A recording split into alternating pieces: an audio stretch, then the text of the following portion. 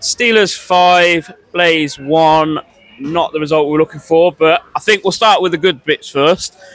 Matty Gleeson, please join us. Ironically, and I'm going to put it out there, just to make you feel at ease, we spoke about this at the bowling the other day, and now you're here. Yeah, we did. Yeah. I felt like I was a little bit taller than you, but now I don't feel so good. I'm actually eye level. I don't like this. Still out. Right, not the result we wanted. Obviously, hoping that we'd ease ourselves into the next round of the Challenge Cup. What's your thoughts on that one? Yeah, I think all weekend we just weren't necessarily connected, but I think just this week, look at each other in the mirror, look yourself in the mirror first, and then go from there. Not our best weekend, but still a lot to work on, still a lot to do going forward, and have a good week of practice and be ready to go next week. Good answer. I like that answer. Yeah, great answer. Well, it's the only way you can look at it, really, isn't it? But obviously, it's your first professional season, getting a lot of ice time. How are you finding Coventry so far? Yeah, really good. I think the biggest thing for me is just how the guys have been. First, just helping me get my feet under me on and off the ice in the locker room, and then just looking to those older guys to kind of help guide me. I think a big guy is Willie Boyson. You share a locker. He's my locker neighbor in the locker room, so just constantly talking to those guys, both on and off the ice again, and then having my roommate Jack Hopkins has been great, a local Brit. So yeah, just using those guys to kind of help push me to be confident and grow my skill level. I've got a question here. What's it like living with Jack? It's awesome so far. We work out our, it's for the most part, it's been good. When we have stuff come up, we work through it. Pretty 50-50 on cleaning the house and taking care of stuff, but can communicate with them, which is the Would you say part. you're the tidiest then? No, I would not say that. But I do think we're on an equal playing field there where we're about the same, which is nice. We have another special guest who's just joined us from behind. Scorch is here, but is there any point in even talking to him because he won't answer anything? We'll ignore him for a minute, Matt. So, settled in, seems like you've gone really well. I paid you a big compliment the other night, and I'm just going to put it on camera and on record for everybody else. You weren't there, Sam. I said to Matt the other night, he reminds me of a certain former player whose shirt number is up in the rafters. No, we spoke about this on the reaction. We did mention it. So I said you remind me of a former player called Dan Carlson, who's sure it's just on that wall up there, number 26. Yeah. And I think tonight, despite the result, you showed me again why I was right in giving you that title as the next Dan Carlson. So no pressure. Sorry. Yeah, well, it's an absolute honor with that compliment. That's some big shoes to fill for sure, and definitely a long way to go. But just taking it day by day. Again, leaning on those older guys to kind of help push me on and off the ice and gain confidence and do whatever I can do to help contribute to the team's wins. Good. Yeah. Do you have any goals for the season at all? Like, you set yourself any targets at the start of the season, or is it just take it as it goes? Yeah, I think the biggest thing is when you go in with expectations, then you're chasing it. And I think the biggest thing is just day by day be better. You have to go into every day tackling it, just saying, how can I be better than yesterday? And even when you're not feeling 100%, how can I be that 80%? So I think the biggest thing for me is now I'm going to tackle Tuesday practice, after that Wednesday, and then when the weekend comes, it's just going to be a shift at a time. I know. I think Danny. It was one of the things where, like, as soon as you point out the 26 things, it's no matter how many shoes you make Gleeson fit into, you just keep making that a little bit bigger. I'm sorry. I really am. To me, you fill in that role that Carlson used to do. It was the grittiness, it was the determination to get in and amongst everything. Even if it's guys that are like a foot, 2 foot taller than you, you're always in and around them. You're not scared to get involved. Fearlessness. And that's the biggest compliment I can give any player. You can go out there and be our height, my height, but if you go and play like a 6'5" player, I'm happy. And as long as you come off the ice feeling like you've done something, that's always a good reward. I don't think there's much more that we've got. No, really. I don't want to random question. We always have a random question. Always. So, being from Minnesota, what would you say as a tourist going up there is more appealing, going to one of the natural attractions or the museums? I would say for sure the natural. I mean, winter time's a little bit tough. I don't know the conversion rate between Celsius and Fahrenheit, so we work in Fahrenheit, but it gets negative 25 degrees Fahrenheit, so not in the winter, I'd say, but in the summertime, the lakes in Minnesota are unbelievable. Great golf courses up there, too. You get to northern Minnesota, all forests. It's really nice, and that's my happy spot in the summer. Train during the week, get up north during the weekends, and get some lake time. Is there a favourite one of the many that they have up in Minnesota? Yeah, I would have to say I actually have a cabin up in Spicer, Minnesota. So it's a small little lake. Very nice. Small little lake, George Lake. So I think we've sorted our holidays out for the summer. For summer. Definitely not the biggest or rowdiest lake, but special spot in my heart just growing up there, and forever it'll be my happy place. Oh, wicked. I think it's going to be our happy place in the summer as well. Yeah, you're always welcome. Yeah, we're going to just tag along in your kit bag. But appreciate it, Matt. Thank you for joining us. Thanks for having We'll let you get me. back to the dressing room. Thanks for having me. Cheers, buddy. Thank you very much for your time. He's just causing chaos as normal. But you can go back to the locker room if you like. Now you don't have to well, stand by us ugly lot. You can go and listen to Coach Kev if you want now. Or do you want to stay with us? You can stay with us. Do you want to do a reaction? I probably got to get a stretch in here. Yeah, you go do you. You finish your routine. A pleasure again, Matt. Yeah. All right. Thank you very much, dude. Thank you. Take care. Scorch, what's your answer to the question? How do you think tonight went?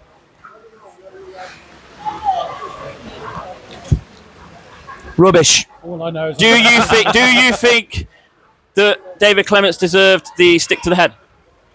No. No. Do you think the goal should have been washed out? Yes. That's a fair assessment. which one? Which one? That's a very good which count. one? That's a very good count. I didn't clever. Do you think our goal that should have counted in the second period should have been washed out? No. Okay. Right. Maybe I should have been more specific. I don't know what more else I want to talk about, if I'm honest. I feel like he's turned into Mr. Blobby. For those that don't know who Mr. Blobby was, just YouTube him. Don't start on me, right? Don't you be gyrating your hips near me. We've had articles about that this past week. Thank you. I just don't know what to say, if I'm honest. It's a bit of a shocker. It was very disappointing, realistically. That first period I thought was horrendous. Like, I'm going to sound like a stock record. Sorry to I'm on interrupt about you. Scorch just fell down the last couple of steps. He's running to save himself. But it's a good job he can't go red, isn't it, really? After what happened today, a little bit of comedy. Oh, yeah. The first period, shocking. I'm going to sound like a stock record because we allowed them to just take over us physically. Yeah. Like, we got bullied, and at the end of the day, when you're playing them big boys, you can't be the second most physical team on the ice. You've got to be the ones dictating the board battles. We just seemed lackluster all over the ice tonight, and it was very disappointing from a fan's perspective. They just didn't want to get involved with anything. It felt like to me in that first period. It's like there was one play that I saw, I won't name names, pass was played from our blue line to break us out, and it was going to the face-off dot just on the left-hand side up here. And then the player that should have got it, decided to stop skating and it went for icing instead. So if he was tired already, he made itself 10 times worse by not skating. Yeah, because he's still going to be on the ice. Yeah. You know? And you might not win the face-off and you're skating around your own zone. Yeah. But going to the physicality that I mentioned, our goal came from Clements going to throw a big hit. They mess up the puck, give a turnover, ends in the back of the net. Yeah. Sometimes playing the body is the most effective defensive tool you can use in hockey. Yeah, 100%. The only things I really want to touch upon, because like I said, I'm a bit like Luke this week. I don't really want to be here, if I'm honest. Is it that obvious? I think we're all like that. Was it that obvious? While you were talking, I was just jamming away because I was just trying to keep myself occupied. For me, the two things I wanted to bring up, I've mentioned it jokingly to Scorch, the goal that was ruled out, and from where I was, I didn't see much of it because I caught the back end of the contact, shall we say, and Greenfield going down. I've actually spoken to the commentators during the period break, and I've watched it back myself. It was right call. Was it the right call? I missed one, so it's a long no, I don't know if it was intentional or not. He went through the crease and he put enough contact on there. And when you do that to a netminder like that, he goes down easy all the time. He flops like a fish at the best of times, but even more so when that happens. Like, again, it's not what we want, but you've got to look at it with unbiased opinion here. And the other thing is, I think I've said it in the group, and I'm probably going to get slated for calling it out on here. This, what's the word I'm looking for? This perspective that Robson can't be criticised, shall we say? Yeah. And I love Robbo. I'm not going to criticise him in a bad way, and I'm not going to get on him. But the fourth goal, I think he could have done better on, personally. Can I say one word on that? Well, not one word, but one. Now, for me, I would be in Robson's position, very annoyed when you get run over like you did in the first period, Yeah. and there's no reaction from your team. 100%. I don't care if you're the smallest person on the ice, you're not a fighter. Give them a wrestle, but don't let them run your goalie, who's been your best player this season. Can you imagine if one of our players had run Greenfield on the other end of the ice? What would happen? We'd be dead. Their gloves would have been dropped, punches would have been thrown to us. We just gave him a little tap into the boards, stroked him a little bit. You know what? I thought it was terrible. I did more behind the glass than what everyone else did by kicking off because I lost my rag with that. Yeah. Like I say, it's not to call him out, I'm not singing anybody out. I just think, and he knew it as well, because I think he tried to an attempt to save it. I won't go into too much detail. I'm not going to go Gary Neville on the analyticals of why he could have done better, But there's a reason, and he knew straight away, because the first thing he did when that goal went in, his head went like I should have done better on that one. And that's all I want to say on that matter. Everything else is just first 3 goals were just pure. I know we were. Their first goal, he took it really well. Yeah, really well. I'll give him credit. All 3 came from them driving down the left D side. Our left hand side, their right side, and playing the puck across to the back. I know we're probably under strict order here and guidelines of not talking about referees, and I know we've been told not to. Yeah. But I'm really sorry. But that was abysmal. Don't want to swear, but that was abysmal. I'll agree with you on that. Normally, I'm the one. No, you are. We need refs, but that was bad. I'll say. I'm going to say referee 5, Coventry 1, because that was abysmal. The second goal, it's annoying because it was offside. It was offside. Offside. I said offside. As per the rules, you can't review an offside goal. But why not? But why? Yeah. We have the I know that, and I get that. They don't do it for whatever reason. It changed the game, and realistically, tonight's game was massive for how the group's going to end up. That second goal, it completely changed the course of the game, because I don't think our whole first period was very good at all. But after that goal, it just deflated. It was deflated. I know you probably shouldn't look at it like that, because at the end of the day, it's happened, it's gone in. Get over it. We've got to go again. And I'm normally the one to say, let's not talk about the referees here, but I'm going to be the first one to mention it's appalling. I was perfect view for it, and I was shocked it was allowed to go ahead. And I thought they might pull it back. You look at the reaction of all the players on the bench and on the ice. When do you ever see a reaction from players like that? Yeah. Unless it is an egregious goal. And even like Morsey did it and whatever. Yeah. And I think even the ref was confused at one point, because he just stood there for ages, just letting them talk about it. There was another incident as well. I don't know, what was it about? Was it one of the other goals?